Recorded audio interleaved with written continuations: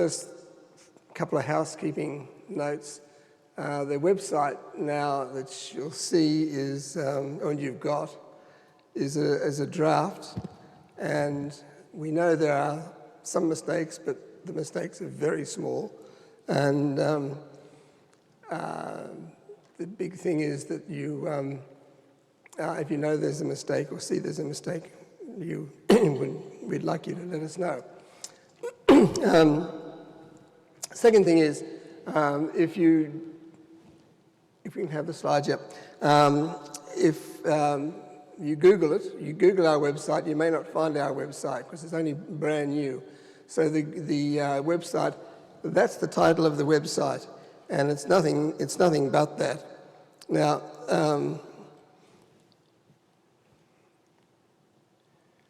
the website comes from our book, The 3-Volume Corals of the World, and that, as you may not realize, but that's 17 years on now, and that 17 years is how we've seen a huge explosion of digital information and the coral triangle work and the huge advances in molecular technologies.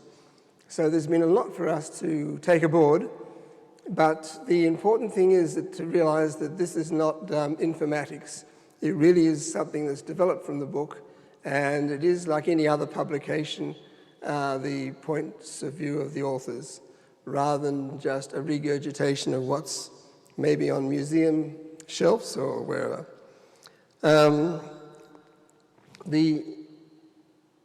If you don't see this picture somewhere on the website, you got the wrong website.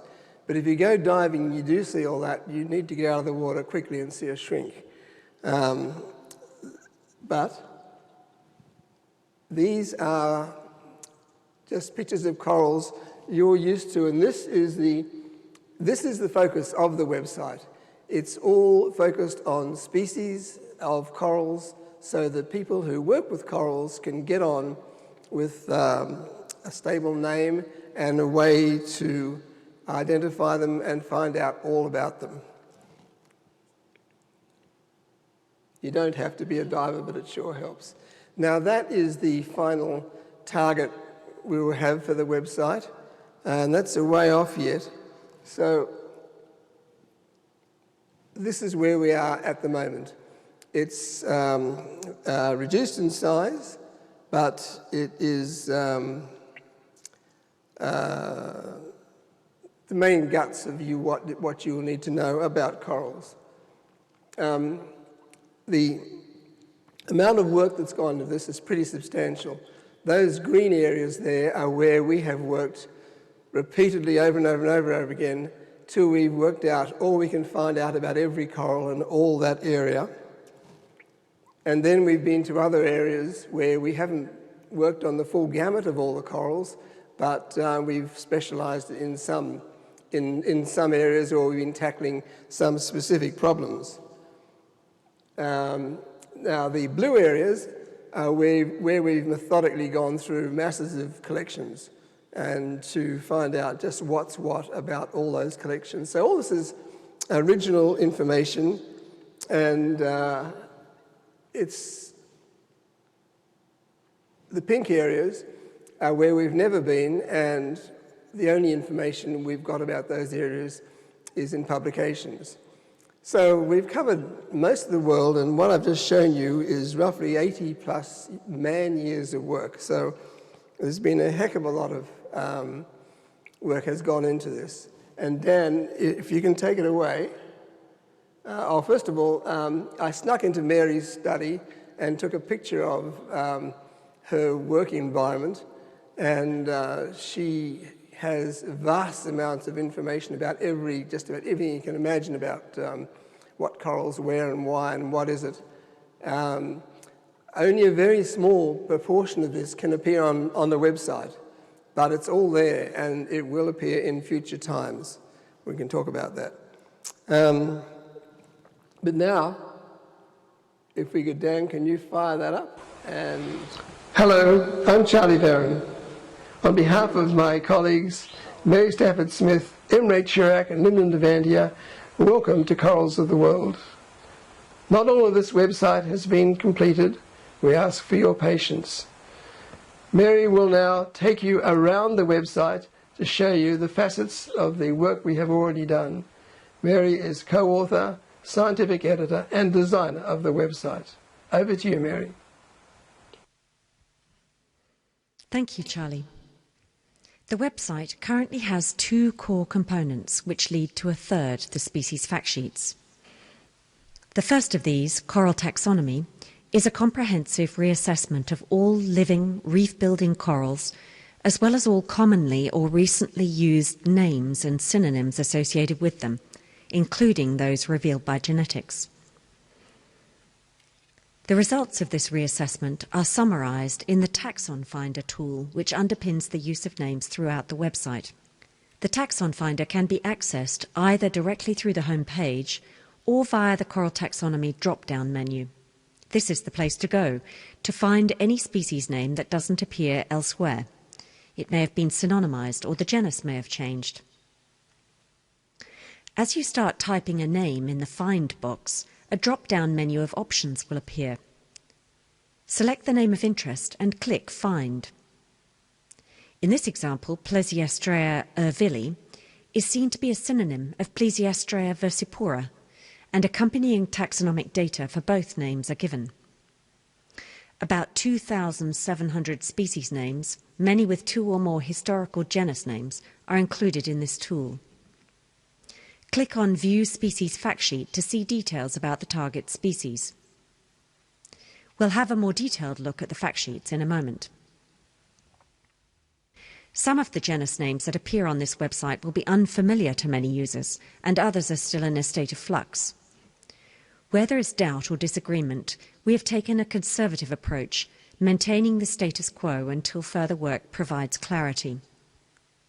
A summary of the changes since the book Corals of the World was published in the year 2000 can be found by going to What's New under the Home menu.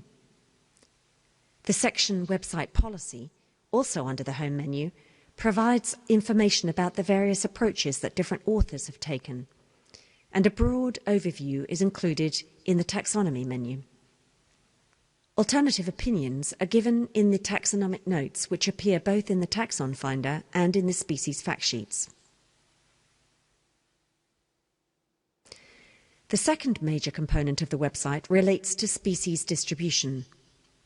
Coral Geographic represents the culmination of several decades of research by the authors, in combination with published species records from around the globe and the very generous assistance of colleagues from all regions. Details are found in the overview of coral distributions under the Coral Geographic menu. The challenge of confirming species identifications from different habitats and a multitude of sources over great geographic distances has been tackled in part by dividing the globe into ecoregions. Methodology and data limitations for a discussion of this process, and ecoregion fact sheets for information about those ecoregions. At its simplest, Coral Geographic's interactive map can be used to select a single ecoregion to find out which species occur there. Clicking on the Ecoregion tab takes you to the ecoregion results. And from here, the ecoregion fact sheet in question can be accessed. Click the Species tab to go to the list of species for that ecoregion. For most ecoregions, these range from less than 100 to almost 600 species. Coral Geographic can also be used to show the known geographic distribution of a single species, although the species fact sheets provide a more detailed map, as we shall see shortly. However, the real strength of Coral Geographic comes when it is used to combine both taxonomic and spatial criteria in conjunction with integrated or user-uploaded map layers. More about Coral Geographic in a moment. A number of additional sections are under construction within the Resources menu. Here will be found a searchable bibliography containing references pertinent to the website, the glossary, which explains terms used throughout the website, a number of other features, and many general chapters covering a range of subjects relevant to corals and coral reefs. Depending on your requirements, you may choose to end your tour here. What follows is a quick summary of the use and capability of Coral Geographic and of the fact sheets. So, on to a more detailed look at Coral Geographic. The selection of species, ecoregions and map layers within Coral Geographic's interactive map tool can be made in a number of ways. Ecoregions can be selected directly from the map, or if you know their names, they can be selected from the Quick Select tool at the left-hand side. Alternatively, you can expand the view of the ecoregions and species and use a more detailed selection tool. For the moment, we'll go back to the main screen. There are a number of icons and features available on maps throughout the website. On the left, find the zoom and full screen icons. At any time, you can double-click the map to zoom in, and the home icon will take the map back to the default view. On the top right, you will find the current map scale, a toggle for place names, and a tool for turning on and off the map layers. The map layers include various options and will in the future allow user-uploaded layers. Note that the map will hold your current selections for the session, so if you find that you're not seeing what you expect, you may need to check that the layer required is switched on here. To the bottom right-hand side are the area and point selection tools. More about them in a moment. To identify the ecoregions and find their names and reference numbers, click directly on the area in question with the mouse. To remove the name, click on the X button, or click on any area of ocean not designated as an ecoregion. One of the simplest ways of selecting ecoregions, which doesn't require the user to know their names, is to use the area selection tool mentioned earlier, which you can find on the bottom right-hand side of the map screen. Drag the tool to select. It selects all ecoregions that it touches. To refine your selection, click on the single selection tool beneath and select the ecoregions to be added or removed. Once you're satisfied with your selection, click Apply. You will be taken to the results screen, which will appear with a red background. In this case, the resulting ecoregions are identical to the selected ecoregions because only ecoregions were selected. Beneath the screen, you'll find a number of statistics giving the proportion of total species and ecoregions that result from the various selections you've made. Click on the Taxon Results button, and you will be taken to the total species list for the ecoregions selected. From here, provided that you are logged in as a registered user, you can save the list into your area to be used later. This particular list will be saved as Central Pacific. You can either go directly to the species fact sheets from this page by clicking on View Fact Sheets, or clicking directly on the species, or you can go on to refine your list further by clicking on Explore Taxon Results. Modify your results as you wish, and if you choose, you can save the modified list separately. When you're ready, click on View Fact Sheets, or again on an individual species to go to the fact sheets. The fact sheets can be accessed independently by selecting the banner menu item, but they're also the major endpoint of each individual tool. In this case, we have accessed them from Coral Geographic, and the side menu will take you back to your results should you wish to modify them. The scope of species available within the scroll bar of the fact sheets also responds to the results and to user modifications of those results. At the present time, the species fact sheets have three main sections: summary, distribution, and image pages. On moving to one of the other pages, the scroll will remain on that type of information. Many other detailed species-specific information pages are in the pipeline. These include detailed species descriptions, taxonomy, abundance, conservation status, similar species distinctions, and biological and physiological characters. So far, we've looked at only a small part of the current and projected capability of Coral Geographic and the website as a whole. As I mentioned earlier, its principal strength comes from its capacity to examine more complex questions. Say, for example, you wish to know which species of Acropora are present in the coral triangle. First, select all Acropora by clicking on the genus. Then, select all of the CT ecoregions. In this case, I've already saved a list of the Coral Triangle ecoregions, so I will select that. Note that there are 163 species and 16 ecoregions selected. Finally, click Apply. The statistics provide some immediate feedback. Notice that there are still 16 ecoregions. Every Coral Triangle ecoregion includes members of the genus Acropora. However, there are only 132 species, because 31 of the Acropora species do not occur in these 16 ecoregions. Furthermore, the additional statistics towards the bottom of the page tell us that 5 Acropora species are found only within the CT and nowhere else. 73 species of Acropora are common to all 16 Coral Triangle ecoregions. Clicking either of the subsets brings up the list of those species for further analysis. Add to this the capacity to overlay GIS map layers, such as NOAA's sea surface temperature projections, which predict exposure to bleaching events, or other key spatial data, and Coral Geographic becomes a very powerful tool. We have seen how the species fact sheets are an endpoint of Coral Geographic and other tools. Although ecoregion fact sheets are not the primary focus of this website, as it is fundamentally about corals, ecoregion fact sheets can also be accessed from all tools that have a spatial element. Both, however, are available directly through the fact sheets menu. Here, I will run through a few of the important points that have not yet been addressed. Species can be selected individually by opening the listed genus and selecting the species in question.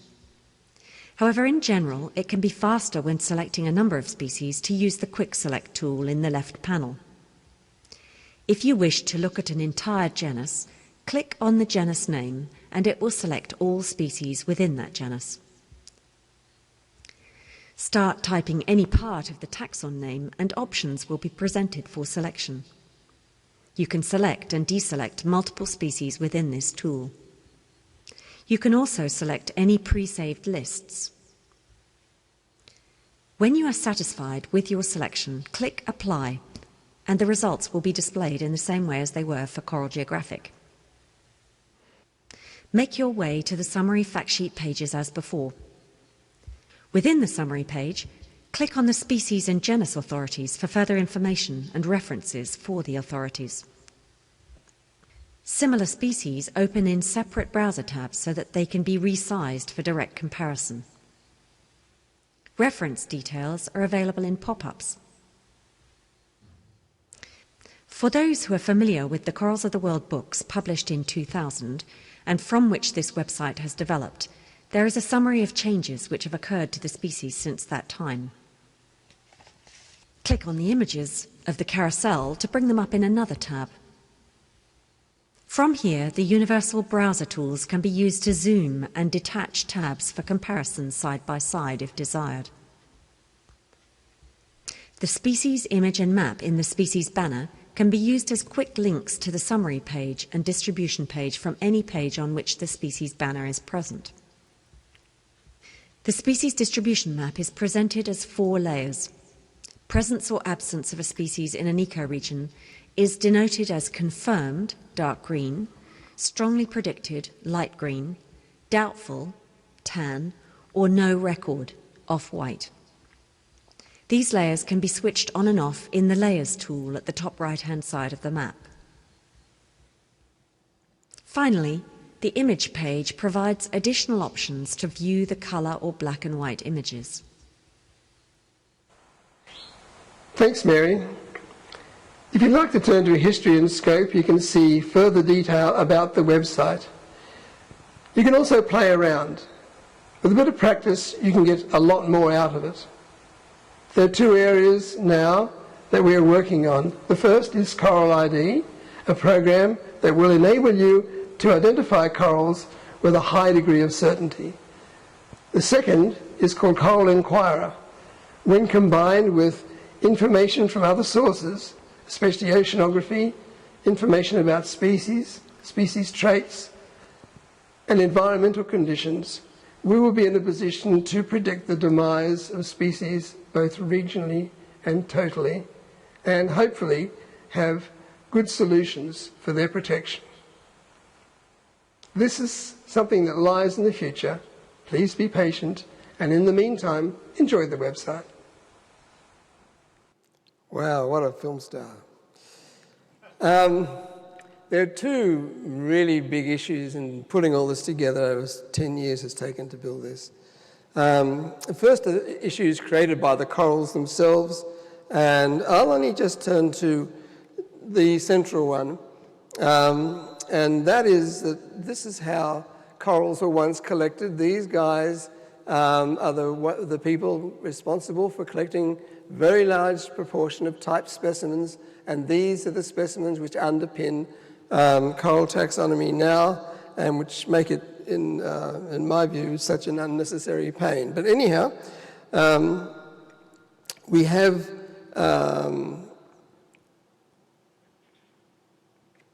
we've got a problem here. No, okay. That's to remind me of a general problem in coral taxonomy.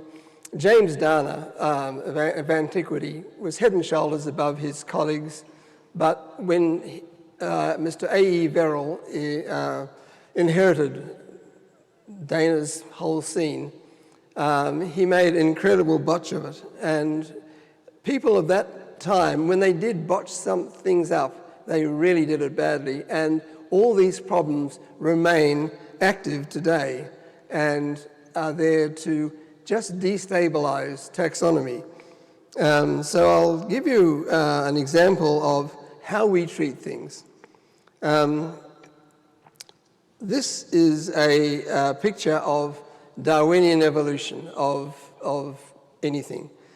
Imagine the top line is today, and all those are species units, and each has a map. So there are about 20 maps of those 20 species.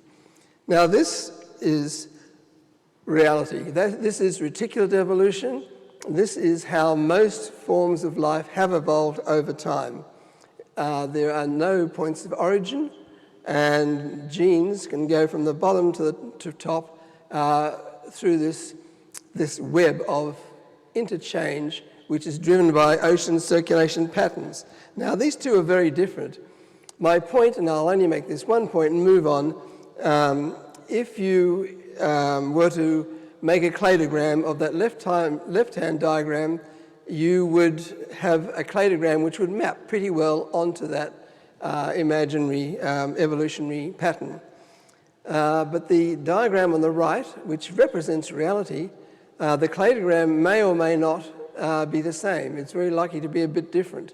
And that is one of the central issues, because whether it applies to DNA or morphology, we have to use these things as tools, but there is no magic silver bullet that is the definitive answer for anything.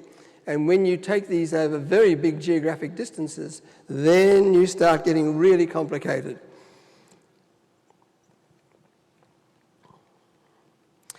Another problem which you face absolutely everywhere is to do with specimens in museums. Now, I've taken the example here of Montastria. Montastria Plan A was only in the Caribbean, according to John Wells, and then I was part of a mob that spread it all over the Indo-Pacific. Not a good idea. And then it was sorted out by Plan C, which had Phimastria in the Indo-Pacific, something I thought would be a good idea to write from a very long time ago. And now Plan D is no Phimastria. In other words, these are name changes, And the issue with name changes is when you change a name, you change the information that goes with the name. And so that always creates a problem. You make two species of what was one, or you change the name of any one species, and you can go all over the place. At species level, this is Montastria is a generic thing, but at species level, fine, we have Cavernosa in the Caribbean, no problem with that at all, although Montastria doesn't exist. It's a Miocene fossil from the Tethys Sea, which has been lost forever. So it doesn't have any physical being at all. But fine, use the name for Cavernosa and use another name, Orbicella, for the Montastria annularis group and move on. This is the holotype of Montastria, or now Orbicella fabiolata, which I saw in Glasgow University a long, long time ago. And my notes say maybe a bit of dichocenia, but completely unrecognizable. Well, basically, I don't care, and I think we don't care what it looks like. It could be a house brick, or it could be a bit of moonstone. At least the species as an entity of Orbicella fabiolata does actually exist, and there's no reason whatsoever to use it, not to use it. This Sebastian sent to me, that's the earliest picture of Poecilophora damicornis. Now, maybe it looks like damicornis, and maybe it doesn't. Maybe damicornis is ultimately what you might call a dozen species. Maybe it's 100. Just where this fits in, heaven only knows. But it would be, if the actual specimen were found and were found to be something else, would you want to change the name damicornis? I don't think so. And so these sorts of issues bring up the central axiom, which used to apply to coral taxonomy. So you change the name if it's a mistake, or change it if it's explains something better, if it's, as I have just done, if it's a better solution. If it isn't either of those things, don't change it. So we follow the ICZN protocol as far as we can, but then we don't, because we can't. And really, if you're going to stick with ICZN protocol, you are in absolutely no man's land. It runs out of logic, it runs out of something that's actually workable. A good example of that, for the best example of all, is the good old Lobophilae hemprichii, which is known under, combining genera and species, 22 different names, and if you throw in a few doubtfuls, you can get it up to 34 different names, which is clearly a ludicrous situation. But about a third of all genera are prone to falling over, and about half of all species,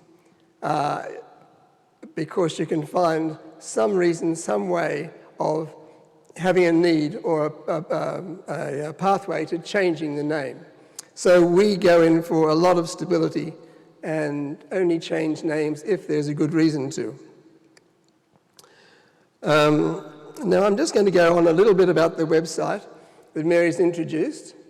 These little patches there, the ecoregions, a question you're always going to want to know is, can we drill down and to find out what why we made these decisions? You can certainly drill down to find out what species we came up with, but at the moment you can't find out why we made that decision. And that, I admit, can be pretty annoying for scientists, because scientists want to know why a decision was made. But this is enormously complicated. That's why I showed that picture of Mary's in her study, all the information that's confronting us about any species in any ecoregion. She's got every record imaginable. And so how to put that onto a website, which is certainly, I agree, something we have to look at and try and do, but it's a big, big and very expensive job. And the same goes with the mapping that we've done. You might have seen this overview of coral distributions.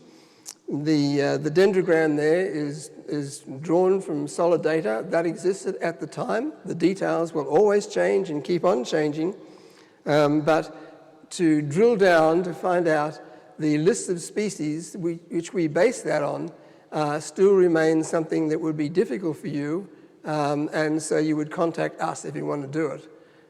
Some things on the website and some are not. Now, I'll just go through a few of the operational questions that have come up. As Mary mentioned in her tour, which is on the website, by the way, we are going to embark on something called Coral Inquirer, but before that, we've got some more to put in Coral Geographic, and these are the abundance data of a very, very large number of surveyed sites over 15 years.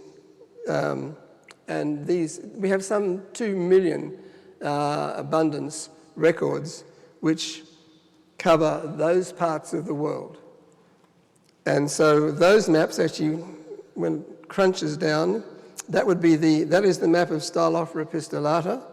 That's a less common species, and that is a less common species again. We would hope to have these maps for all corals, so you can overlay them on top of distribution maps, and so you not only have the distribution of all species, but you have abundance within those distributions. Now, there's some of the questions that I think fairly logically come up is there is no identification program available yet. That's Coral ID.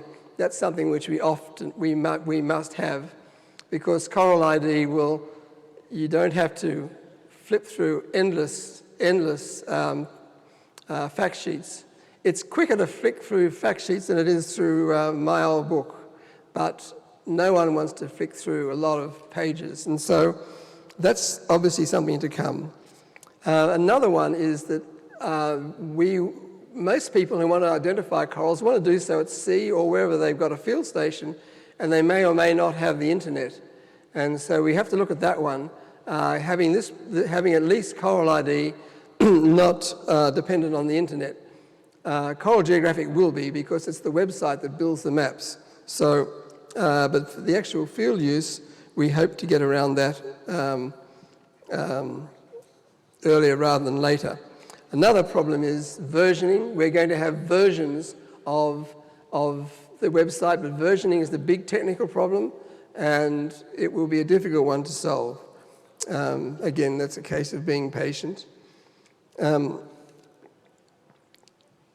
If your particular paper, your favourite paper, is uncited by us, it's not in our list of publications, please let us know. It's not left off because we're nasty people. We try to put as much on as we possibly can. We want to have some feedback from mistakes. Please let us know if you see a mistake or a difference of opinion than what we've actually spelt out. So please contribute information, and please contribute photographs. This website can take an unlimited number of photographs. We have many, many thousands of photographs on now. We can vastly expand that. And finally, there is a donate button on this website. This website has been tinkering on the brink of bankruptcy for its entire existence, mostly dependent on volunteer work of many different sorts. So if you found this website helpful, and we think you might, please think of supporting us. For those that have want to know more about some details or technicalities, Mary and I will be at the mentoring sessions tomorrow at lunchtime. I think they start at 11:30 tomorrow and the next day, if you want to go into something that's of particular interest to you. Obviously, we can't go into individual issues now. So that is just a brief rundown introduction to this program. we'll be interested to know how you find it, how you can use it. But if there are any general questions from any of you that might want to bring them up now. Rob. Yeah. Charlie, what can you tell us about favids? Favia. Yep, right, favia. Favia is yet another bit of Aureliana. When I first met John Wells in the early 1970s, I said, what on earth has Veron made a Caribbean coral, Favia fragum, the type species of favia? There's no favia in the Caribbean. John said, yeah, I know. Let Sleeping Dogs Lie. Vaughan knew that also. And don't worry about it because coral taxonomy is riddled with these sorts of things. And so it is. And so something comparable to the changing of favia would be, for someone now, you can go out and do it yourself, make a Caribbean coral the type species of a turbinaria. It hasn't got one. So you do that, and then, but I suggest if you do it, it's not a good reason for us to go rushing out and changing the name turbinaria, which is, like favia, has been known for well over 200 years, quite unambiguously. Charlie. Yep. I've got one for you. I have a perfectly good identifiable to species, Poslepora damicornis, in a woodcut from 1599. Hey, Sebastian, that's one for you. Yes, and if you want to have a woodcut's fine. A drawing, people have changed the name on the basis of a drawing. Acropora foremost, it was a very well-known species, now it's Muricata, on the basis of a drawing which could be at least 3 other species. Yeah, I don't think this will change what you've said, but it'll add 200 years to your imagery. You know that woodcut, I'd put it on your mantelpiece and leave it there. It's a good place for it. But these things come up all the time. And especially type specimens come and type specimens go, but they're being rediscovered and redesignated all the time. Russell. An amazing achievement. What about succession planning? This is something that you've put so much work into. Yep. How do you see, later in the Anthropocene, this website being continued? Yeah, that's a good, vexing question. First bit of answer is that my three co-authors are nowhere near as old as I am. And so when I fall off my twig, it won't be the end of that. But there does have to be succession planning, and we haven't planned it, and we should, and we must, and we're looking for younger people to get involved in this thing, and so we can move on. It's a very big question and a very obvious one, and we've got to take one thing at a time. I'm still going. I think I'm preserving myself in alcohol at the moment, but is there a question there?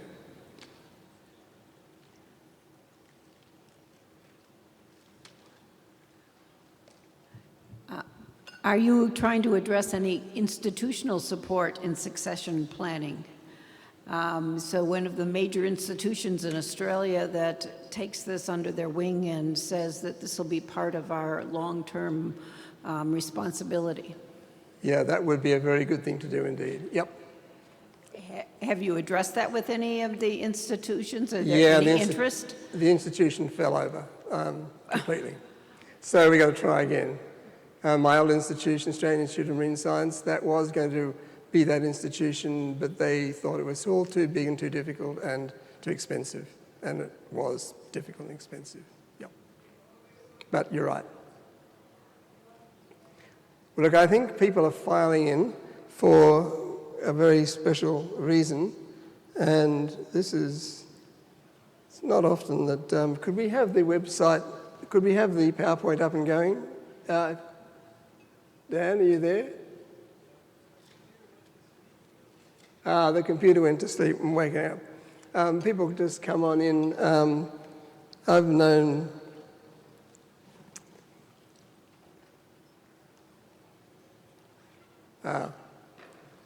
with a sleeping computer, people just file in. Yeah, the PowerPoint.